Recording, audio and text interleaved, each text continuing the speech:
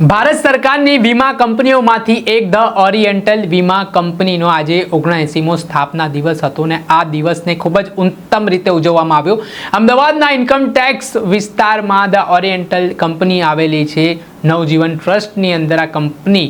જે આવેલી છે ત્યાં એક ભવ્ય ઉજવણી કરવામાં આવી ને આ ઉજવણી પણ કેવી રીતે બીજાના કામમાં બીજાના જીવનમાં મદદરૂપ થઈ શકાય તે માટે બ્લડ ડોનેશન કેમ્પ સાથે સુંદર ઉજવણી કરવામાં આવી,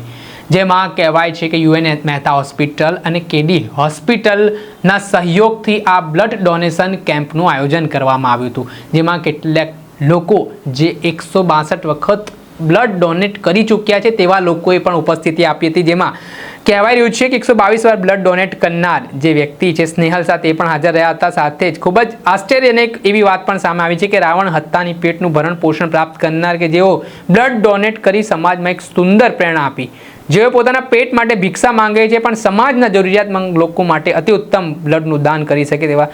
તેમજ એવા લોકોએ પણ આજે મદદ કરી। સાથે જ વીમા કંપનીના કર્મચારીઓ તથા વીમા એજન્ટ અને સર્વેયરો તેમજ સ્વાસ્થ્યના દાવા નિવારણ કરનાર ટીમ પણ હાજરીમાં ભાગ લીધો હતો અને ખૂબ સરાહનીય રીતે સુંદર રીતે આ 79મો સ્થાપના દિવસ છે તે ઉજવવામાં આવ્યો હતો। હાલ જે આપ જોઈ શકો છો કે બ્લડ ડોનેશન કેમ્પ કરીને ધ ઓરિએન્ટલ કંપનીમાં કામ કરતા જે કર્મચારીઓ હોય, અધિકારીઓ હોય, વીમા એજન્ટો હોય, સાથે જ તમામ લોકોએ જે એક સુંદર દાખલો પૂરો પાડ્યો છે કે ભાઈ ઉજવણી તો તમામ લોકો અલગ રીતે કરતા હોય છે, પરંતુ લોકોની જિંદગીમાં કેવી રીતે મદદરૂપ બની શકાય, કેવી રીતે આ બાબતોનો સદુપયોગ કરીને પણ ઉજવણી થાય તે માટે ધ ઓરિએન્ટલ કંપની દ્વારા એક દાખલો પણ બેસાડવામાં આવ્યો છે અને સુંદર રીતે આ બ્લડ ડોનેશન કેમ્પમાં લોકો સહભાગી બન્યા હતા અને મોટા પ્રમાણમાં થેલેસેમિયાગ્રસ્ત બાળકો માટે આ જરૂરિયાતમંદ વસ્તુઓ મળી રહે તેવા ઉમદા કાર્ય, ઉમદા હેતુ સાથે તેમના દ્વારા કામગીરી કરવામાં આવી અને આજે 79મો દિવસ સફળતાપૂર્વક સ્થાપના દિવસની